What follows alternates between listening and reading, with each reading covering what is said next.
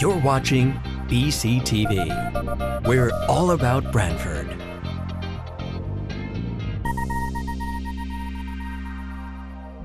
You're watching BCTV, Branford Government Television, a service of Branford Community Television. This program is brought to you in part through the support of the town of Branford. All the police commissioners are meeting to order on October 10th, Wednesday at 5:30. And I'd like approval of the minutes of September 17th. So moved. Do I hear a second? Second. All in favor? Aye. Report of the chief. Good evening, everybody. I'd like to start out with the usual, the ComStat report. So during the past month, the department issued 282 tickets. 23 of them were for cell phone or distracted driving.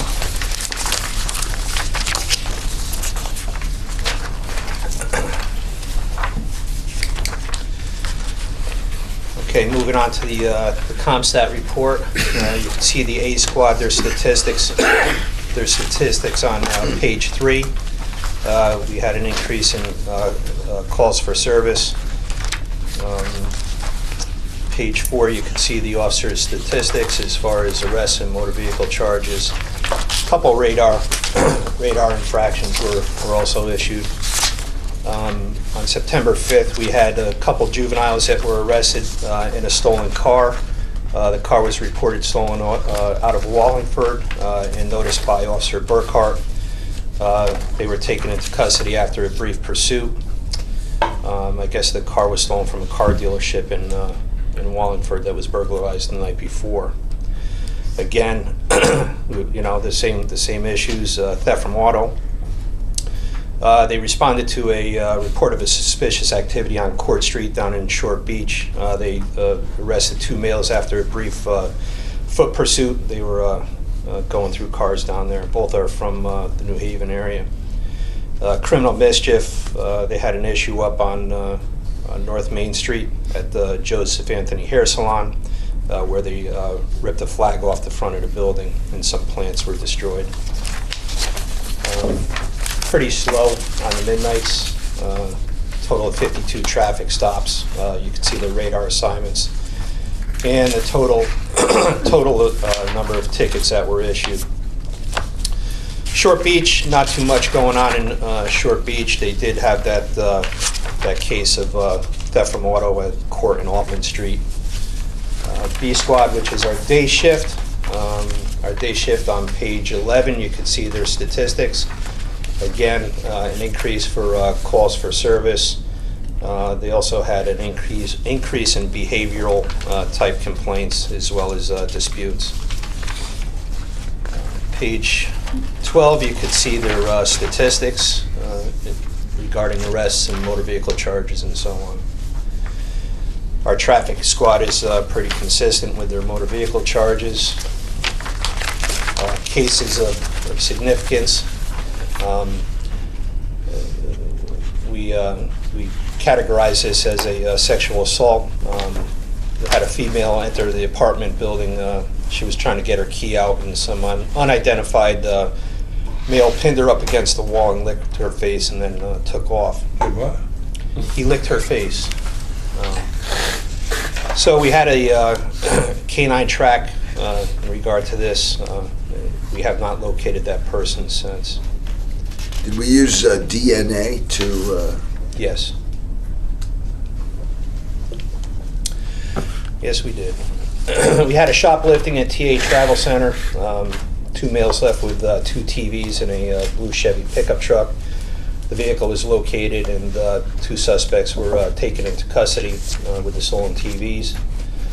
Coastal Wine and Liquor, one of the employees, the suspect used the credit card on 2 separate occasions to purchase high-priced alcohol. We identified that person and the warrant is pending at this time. Theft from vehicle, again an unlocked car on Monticello Drive, which is Jefferson Woods condominiums. Vandalism, Ecology Park, somebody spray painted the parking lot and rocks and signs over the weekend. This was the weekend of the September 17th. The Elm Cafe, somebody was spray painting the fence that's adjacent to the business.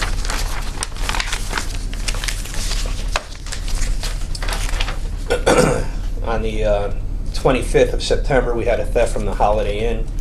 An employee used customers' credit cards to purchase items. Warrant is pending for that.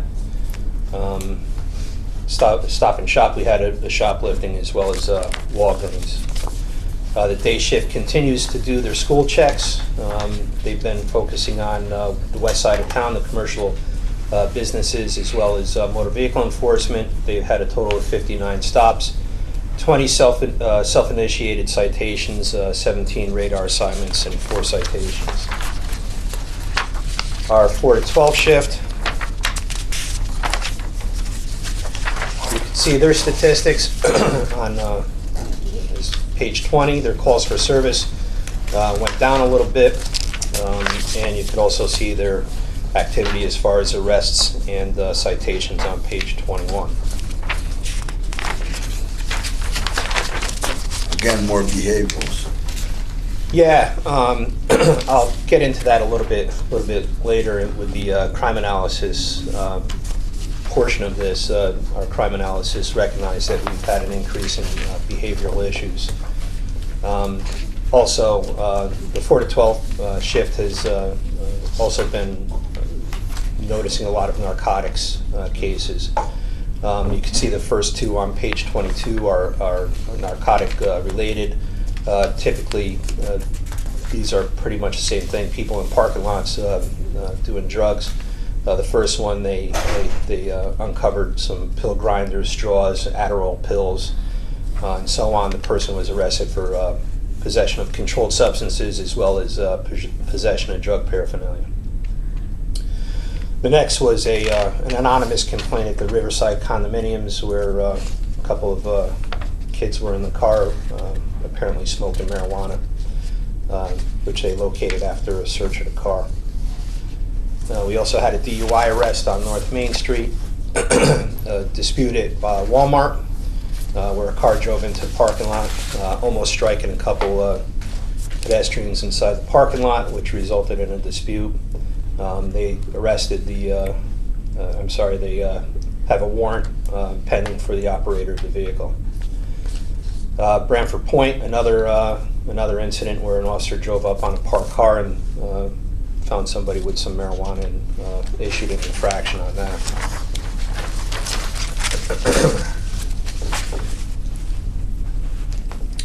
So the next case on the 4 to 12 shift, we actually have a letter in regard to this a little further in your packet. Officer Dion assisted East Haven Police Department with a female suspect on a motor vehicle stop.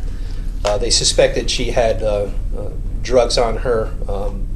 They were able to get an authorized strip search of the female suspect. And Officer Dion conducted the strip search where she found a bag of crack cocaine, about 1/4 of an ounce, with each of the rocks wrapped individually for sale. So she was able to identify that. We had a drug overdose on East Main Street, where a person was found overdosing on a front lawn. The officers determined that it was an overdose, and the fire department revived the person with Narcan. Another case here, possession of narcotics.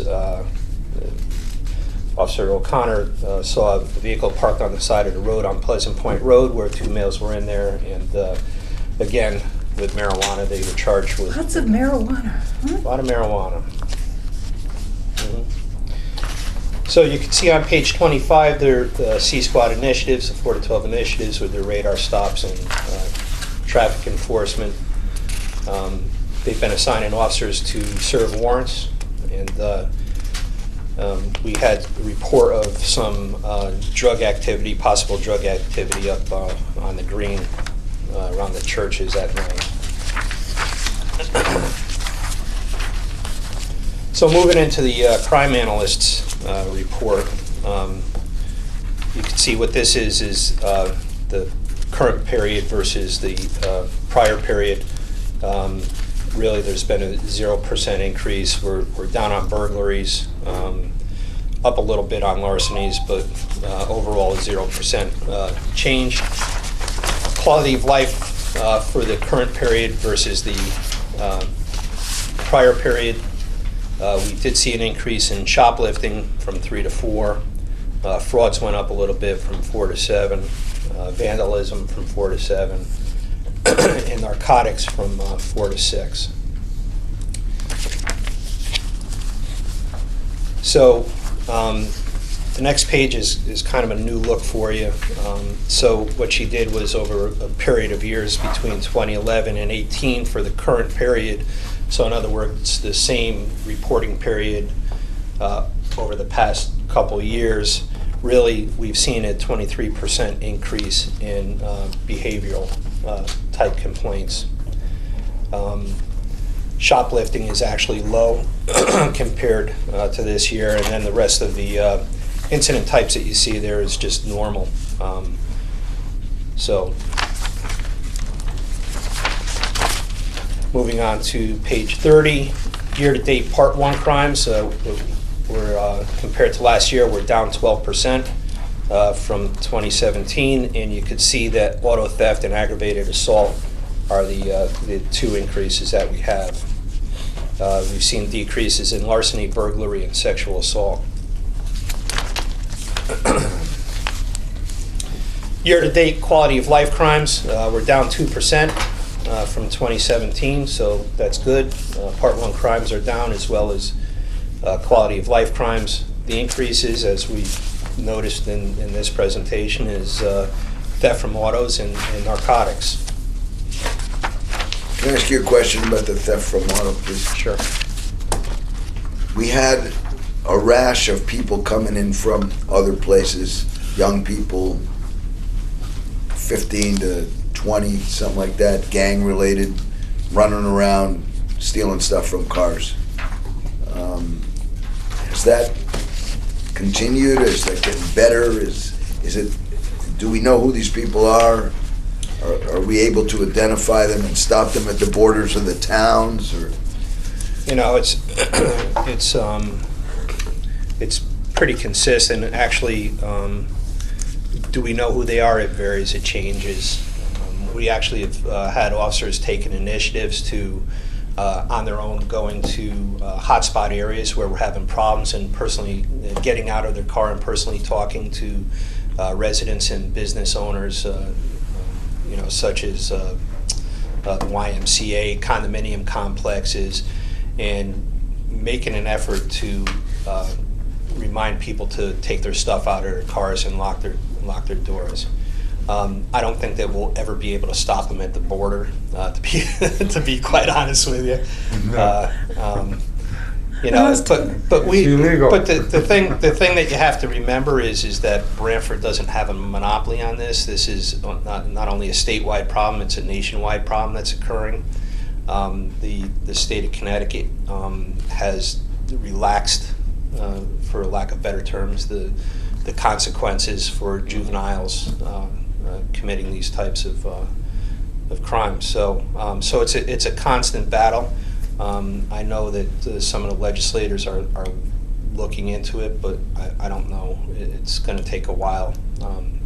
They've closed down, what's that called, Connecticut, the detention center. In New Haven? Yeah. No, it was I think it was up in Cheshire, wasn't it? It's reformatory. Yeah. So there's really no place they're looking for. They're doing alternative types of reform. Why did they close it down? Lack of business? I think it's a philosophy. No, it's not a lack of business. You might say there is a lack of business. The age of the facility, yeah. The ability of the facility to take care of the inmates. The cost to incarcerate people is incredible, and I think that there's a different philosophy on incarcerating juveniles. So it's just the state that we live in, so.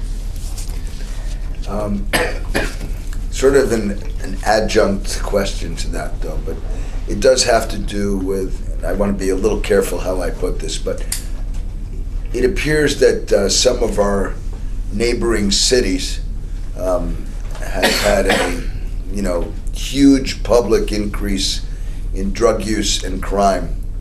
In the summer, that was all over the news about the green in New Haven, and it appears that the administration in New Haven has done very little to change that around. How much of that overflow is? I don't know if we could necessarily blame it on New Haven. I think it's coming from everywhere. I mean, we're having a problem in Branford with increase in narcotics use. We have people that we've charged from Branford doing these types of activities. To single out New Haven, I don't think is anecdotally. I don't have strong supporting evidence to say that they're specifically coming from New Haven. Okay, well, that's fair enough. I mean, the stories that we heard on the news about what was going on the green during the summer was amazing and shocking, actually. And it seemed like the administration in that town was not taking effective action to control that.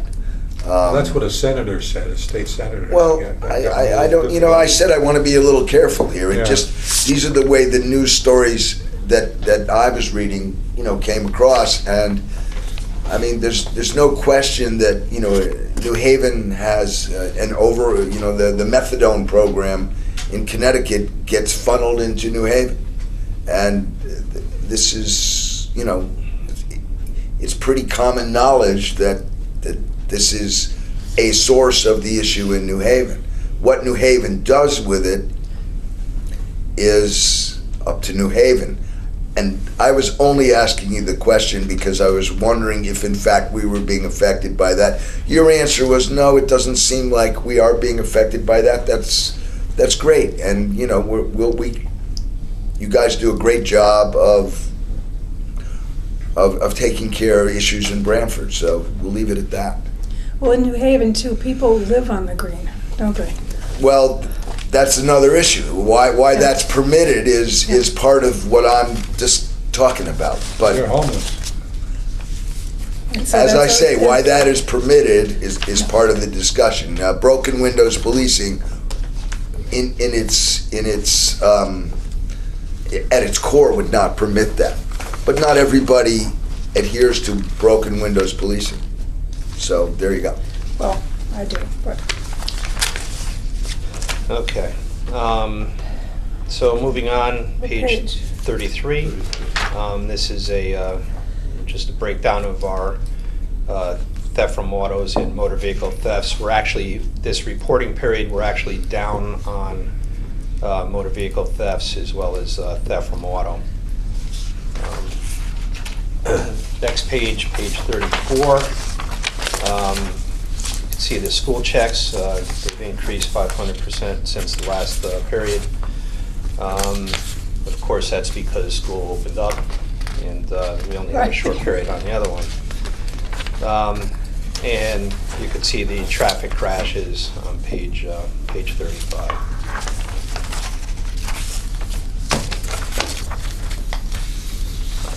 So the next item is the forfeiture report. We currently have a balance of $162,234.33. I should have totaled this up, but about $15,000 in deposits. You can see that we bought our patrol bicycles that was approved a couple meetings ago. Speaking of narcotics, we purchased Narcan spray and some equipment for the K9 that is currently up at the State Police Training Academy. now he's with, Officer Carney. Yeah. Melissa, right? Correct. Yep. We hired her the same time we hired Dion. Correct. Yes. So, the next item, I will be looking for approval from the commission to fix our firearms range ventilation system. I contacted the Department of Justice Asset Forfeiture Division to find out if this would be appropriate use of federal asset forfeiture funds, and they said yes, because it's involved with training, and they're considering it equipment for training. Great. Great. So, because I don't know where we would find the money for it. But in any event, what had happened, there's a controller box that has a number of circuit boards on it for the ventilation system. One of the circuit boards went bad on it. The whole box, if you will, is old. It was put in when Joanne McGuigan was still on the board. I remember yep, So that has to be 15 years ago, easily. if not longer. So the issue is to replace the one board, which would no longer be in warranty, would cost $10,965. The total upgrade of this controller system is $24,615.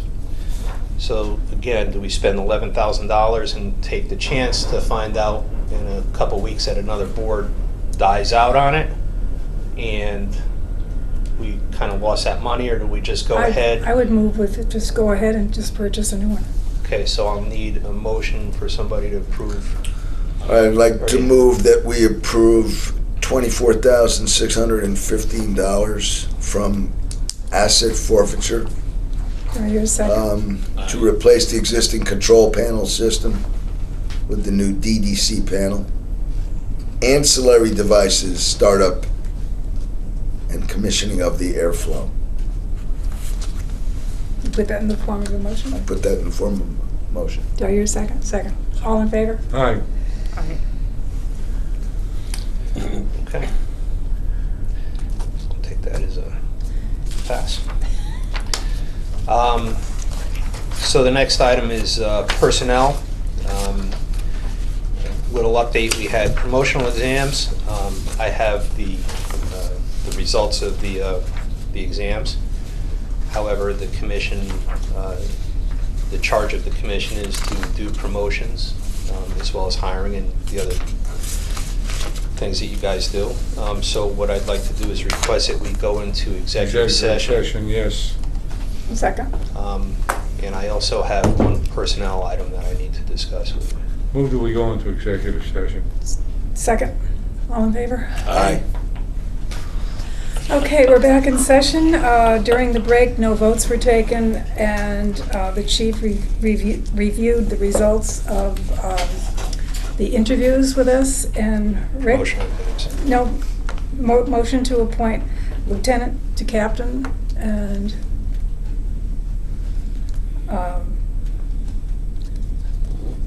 Okay, you want to do the lieutenant to captain first? Yes. Well, I thought we were going to do it in order. We're going to start with the officers and go to Sure. sergeant. Okay. We'll work up from there. All right. Okay. All right. So we're going to have two officers that we're going to appoint to sergeant, and I want to just say that due to the fact that we're doing them together, we're going to appoint two of them together, but we're going to appoint the first one day in advance of the other. And we're doing that based on the scores that they had on the tests. So in the first case, we want to appoint Officer Rashad Roach to sergeant. And in the second case, we want to appoint Officer Corian Dion to sergeant. And I'd like to put that in the form of a motion. Can I have a second? Second. All in All favor? those in favor? Aye. Aye. Okay. In the second case, we want to appoint we want to make a sergeant, a lieutenant, and in this case, we would like to appoint Sergeant Dominic Eula to the lieutenant position. Can I get a motion? A motion to do that? Make a motion. Okay, thanks, John. All in favor? Aye. Okay. And in the fourth case, we would like to appoint Lieutenant John Alves, make him captain. And I'd like to put that in the form of a motion. Second. All in favor? Aye. Great. Excellent. Okay, congratulations to all the officers being promoted. I think that they represent our police department very well, and we look forward to working, especially with the new supervisors. The one thing that we do need to do is, and I'll check with the officers, we need to set a date for a swearing in. I know that a couple officers are going to be on vacation in the near future, so when I get a date, I'll try to make it so it's convenient for everybody. I just want clarification on the motion to appoint Sergeant Eula to lieutenant. You made the motion, and John, you seconded that? Correct. Okay, I just want to clarify that for the record. Thank you. Yep. I will send out letters to all the officers informing them of their promotions. And, The chairman is, the commission is acting. Yes. right. You want to All go right, back to great. training now? Okay, yeah. So I was informed that I passed over an item underneath the report of the chief. So in light of the numerous overdose situations that we've been experiencing in Branford, at the recommendation of the deputy chief, we decided to outfit all our vehicles with Narcan, and we had some training on that. So they were just deployed today into the patrol cars. I want to thank the fire department, Chief Mahoney, for arranging that for us. Assistant Chief Heffernan and Gary Bloomquist came to the department. They trained all our officers in the administration of Narcan. And on top of that, they also trained our officers on what they call Stop the Bleed. Okay, so it's a tactical medic training where the use of tourniquets, the patches for gunshot wounds, and basic CPR. So all our officers have been trained. The fire department came over; they did a wonderful job, and they were excellent. And thank you. So getting back to the personnel section, item number 2, injuries. No injuries to report. We currently have Sergeant Ramey on light duty, and we have a couple of letters for officer performance. And the first one is from Sergeant Justin, I'm going to say Brochu from the East Haven Police Department. So this is in regard to the assistance that Officer Dion gave to the East Haven Police Department. I talked about it in the ComStat report where they stopped a female suspect with crack cocaine. She helped them with the strip search of the suspect. So the next one has to do with, it comes from a Dr. Ciarcia. This is in regards to Sergeant Kineski. He assisted with an emotionally disturbed person. And to highlight the letter, it says Sergeant Kineski had the utmost patience and empathy. He demonstrated a startling ability to calm this very agitated patient down. The skill Sergeant Kineski learned in his training to be a psychiatric counselor came into play magnificently. So Sergeant Kineski did a terrific job with this. I don't want to get into all the details of the letter on TV, but for HIPAA reasons. But Sergeant Kineski did a great job there. So that is the letters that I got from the community and the hiring process. So we started the hiring process for dispatcher. We have an anticipated retirement coming in, I think it's the end of February. Jerry Dino is looking to retire. So we want to get the process going soon, and if we could get somebody on board a little bit earlier to get them trained to ease the lack of a dispatcher, that would be great. Now that we did the promotions, we're going to be short a couple officers. So as soon as we get through the dispatch process, we have I believe 57 applications for dispatcher.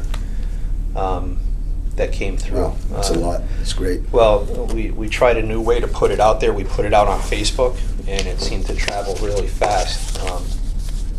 So there was over 100 people that were interested in the position. We actually received 57 applications.